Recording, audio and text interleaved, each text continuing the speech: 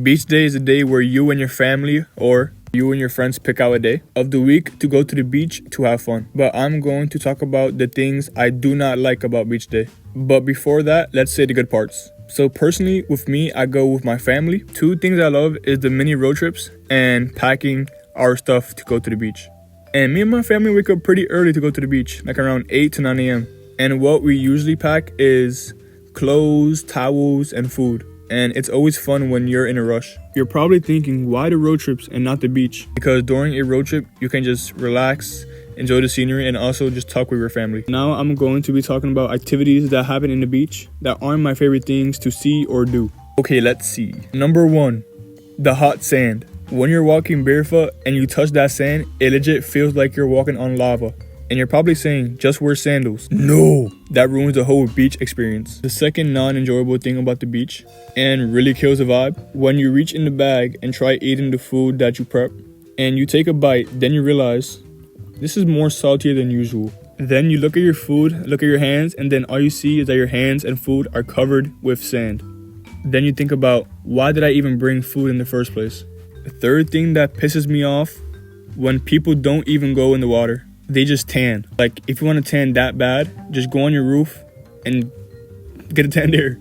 Like, the sole purpose of a beach is to go in the water and swim. Speaking about tanning, the fourth thing I don't like is when you stay at the beach for a long time and you're wearing like a shirt or a tank top.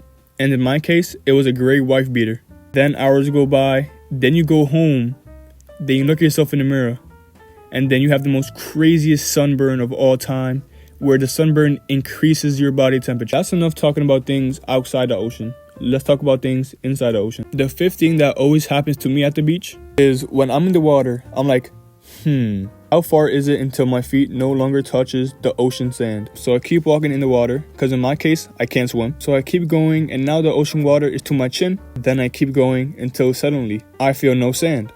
Then I start freaking out because I can't swim and the ocean water is pulling me more back. But then somehow I feel the sand again. Then I go closer to shore and vibe out for the remaining time. If you haven't experienced this yet, you're lucky. Number 6, ocean water. I hate it. There's nothing worse when you're trying to wet your hair, so you dip your head underwater. And then while you're underwater, you accidentally open your mouth and just taste the disgusting saltiness of the water. And yet, even worse, if you somehow open your eyes underwater, just know that your eyes are going to be burning for a little minute. Number 7, the never-ending fear of thinking that there's sharks in the water. And the worst case for me is when I was walking in the water. Then I just felt something hard. And I panicked, then looked down, but all I see is a rock. Number 8, the surprise gold medalist in Olympics for swimming. And when I mean every time, I mean every time. And there's at least one of these species. You're probably saying, what are you talking about?